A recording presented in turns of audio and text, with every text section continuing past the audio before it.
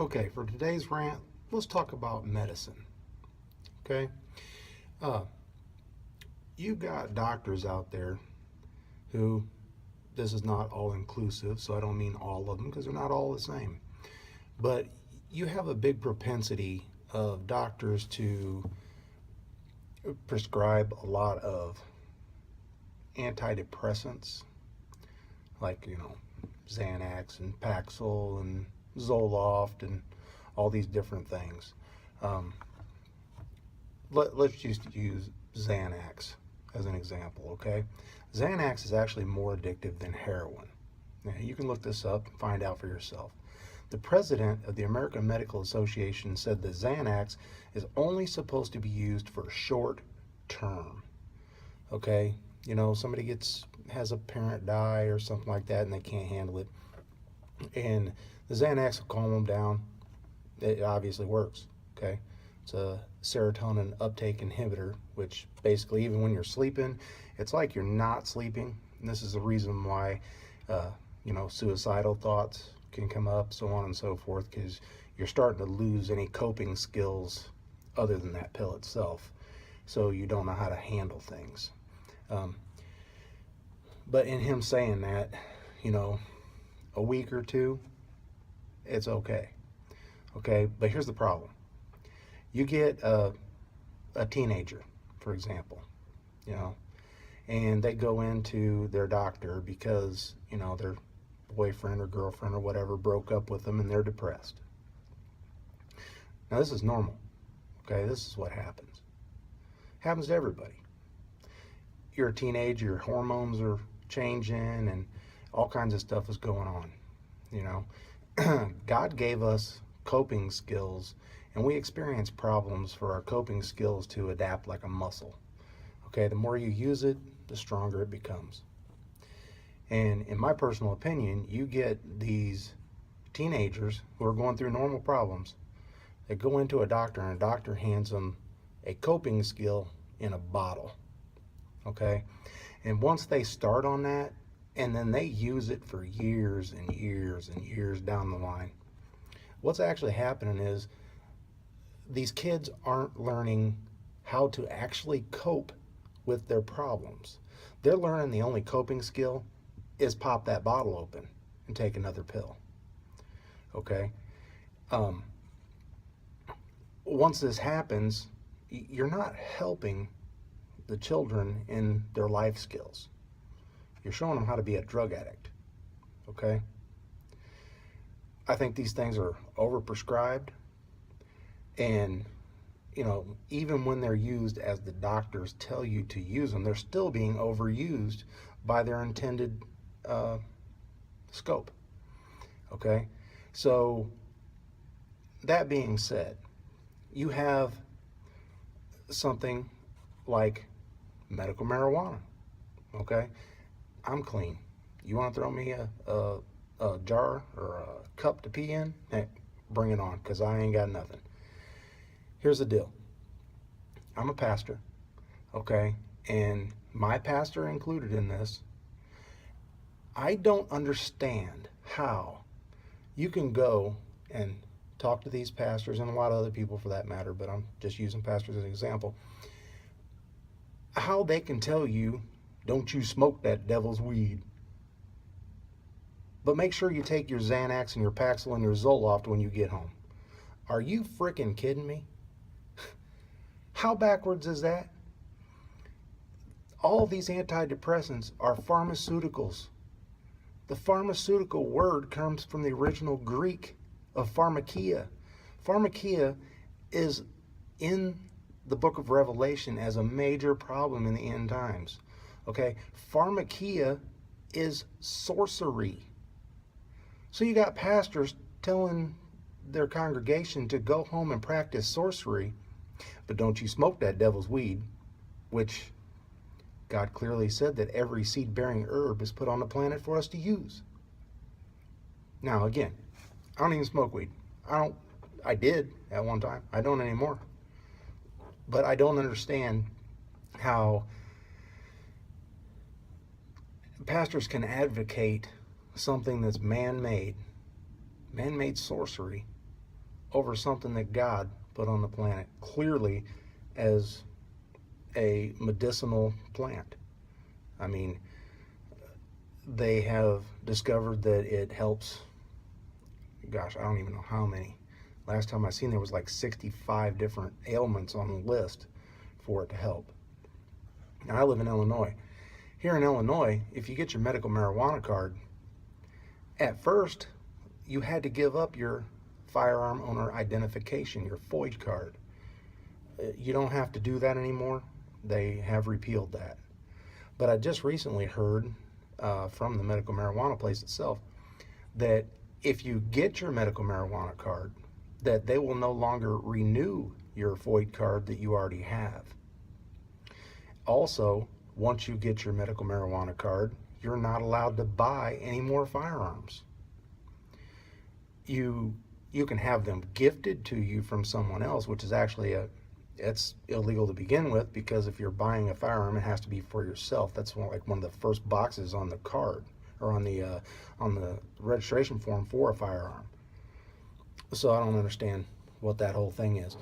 But let me get this right. You can go out and drink a fifth of whiskey, get all belligerent drunk, and go and buy another firearm the next day.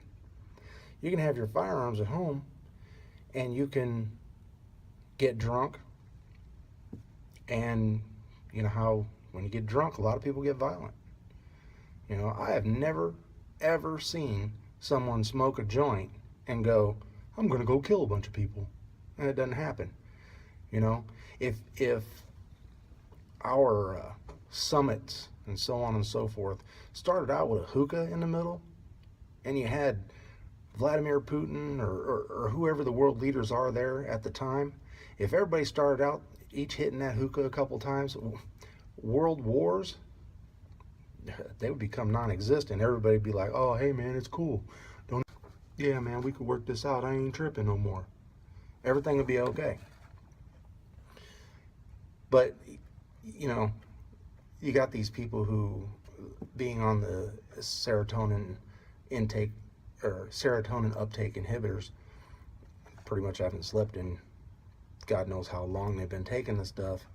They have poor judgment skills. Don't know what the heck they're doing from minute to minute. They can go right over and purchase more firearms, or they can keep their FOID card and everything's okay. The other thing, medical cards in Illinois don't cover medical marijuana, but they cover all that stuff. Why would that be?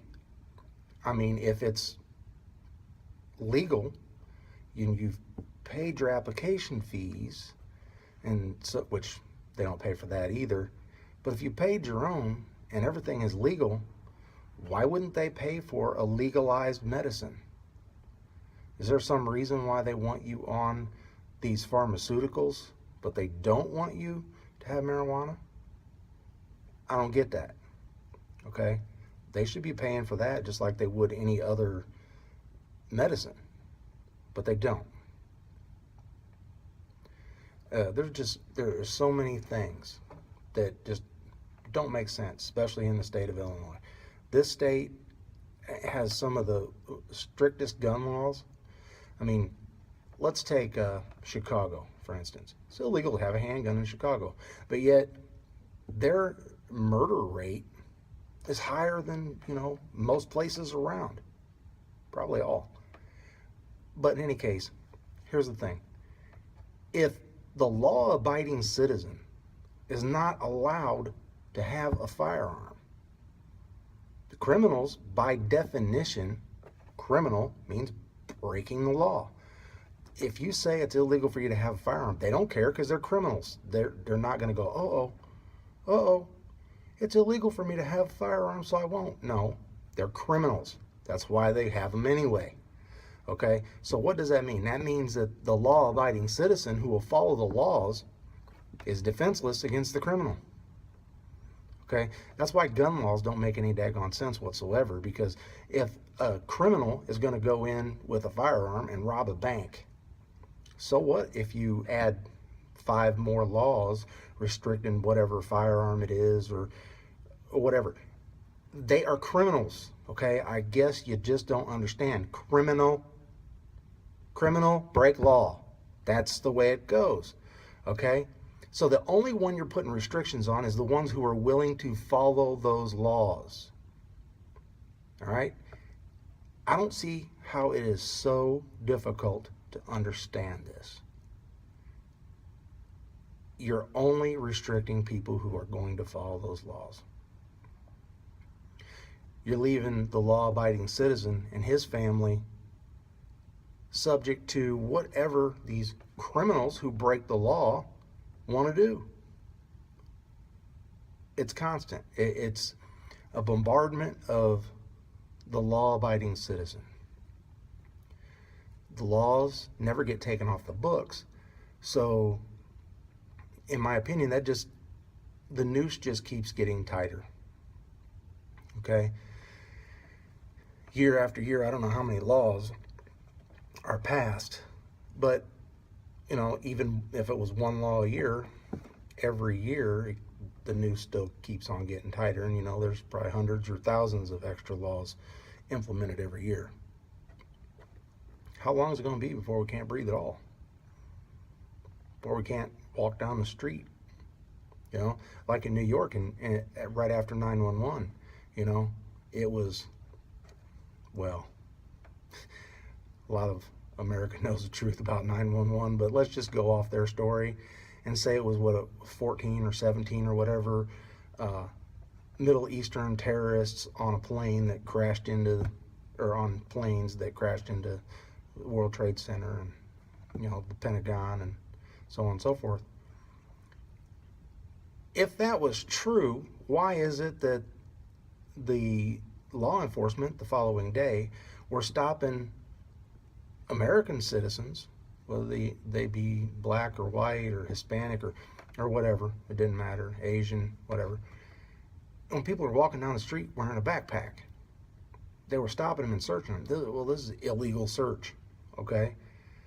It's invasion of their privacy.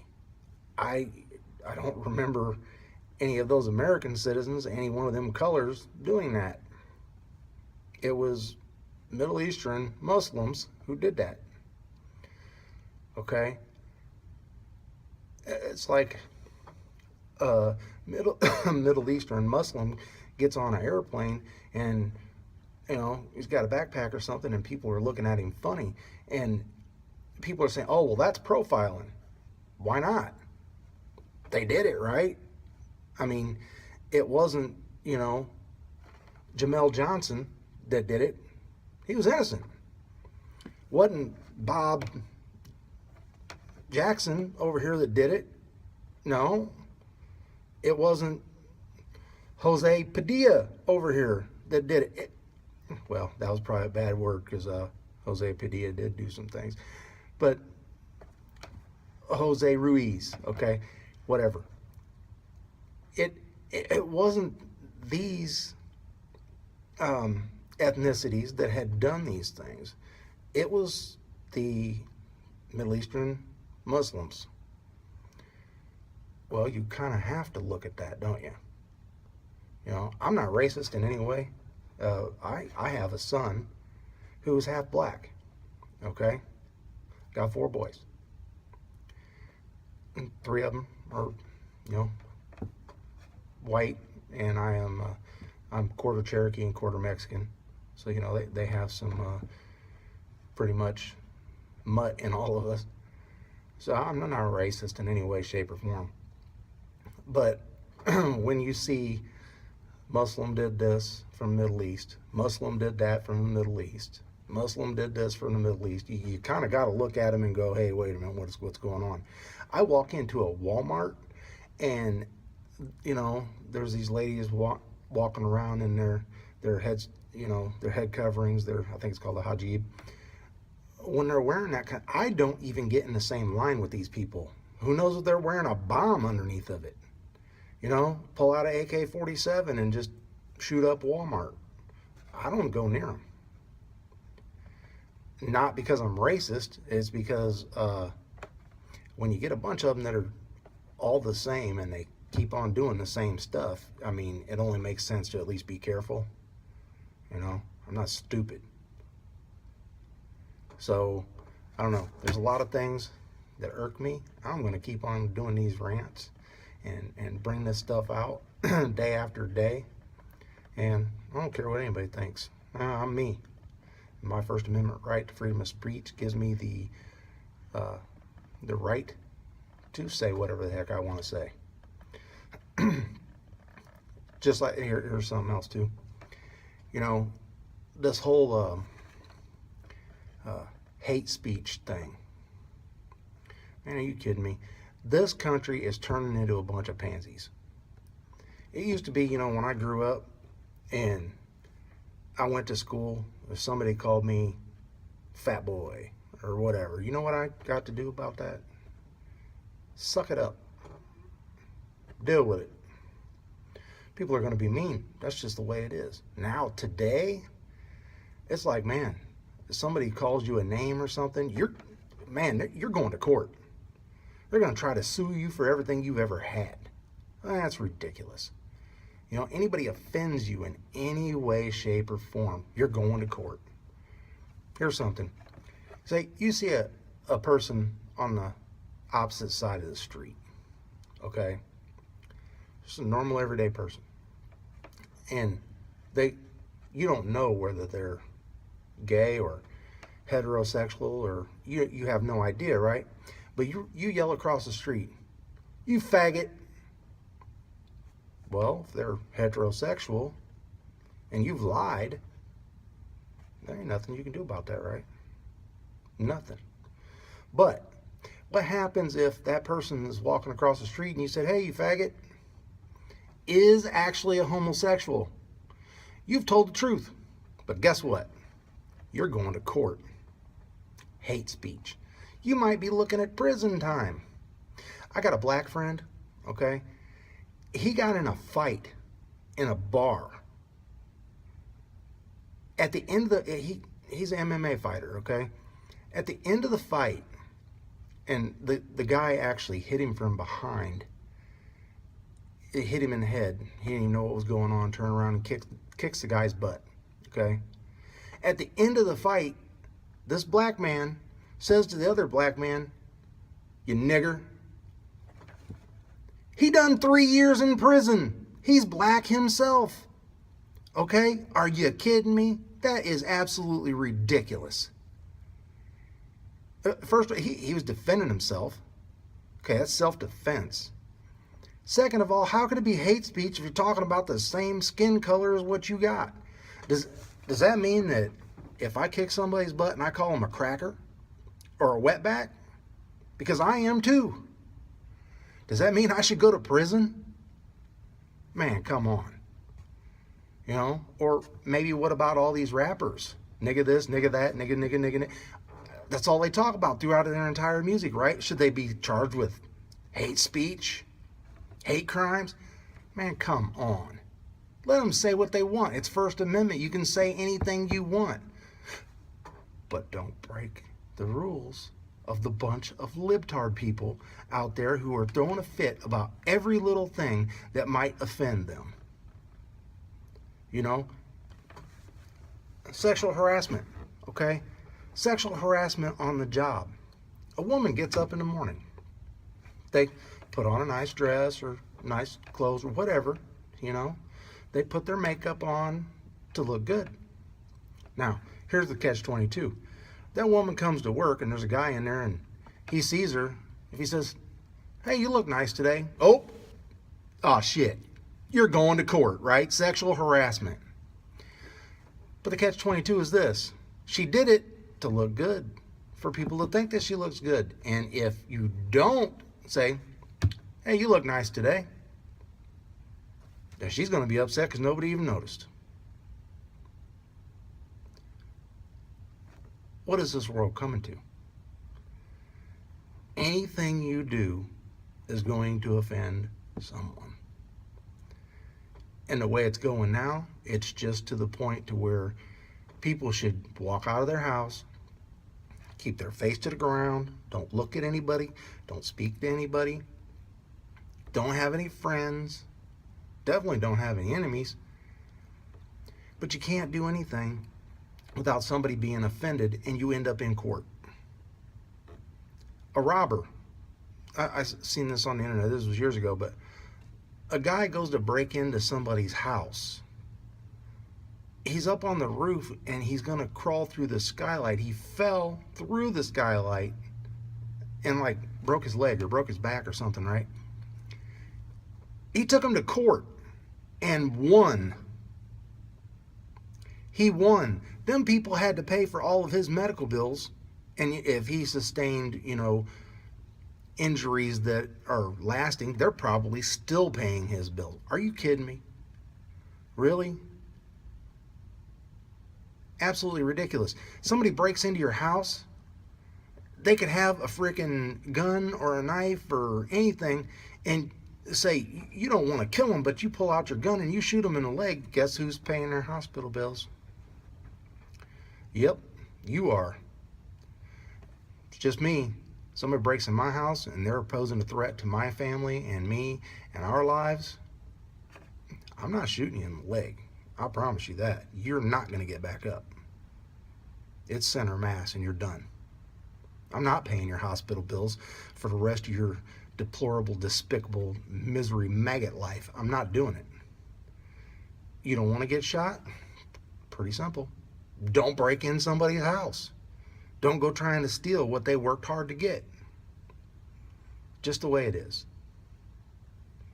So, that's my rant for the day. I hope you guys enjoyed it, and subscribe and comment. That's pretty much what my son would say. You guys all have a blessed day. Storm Shadow out.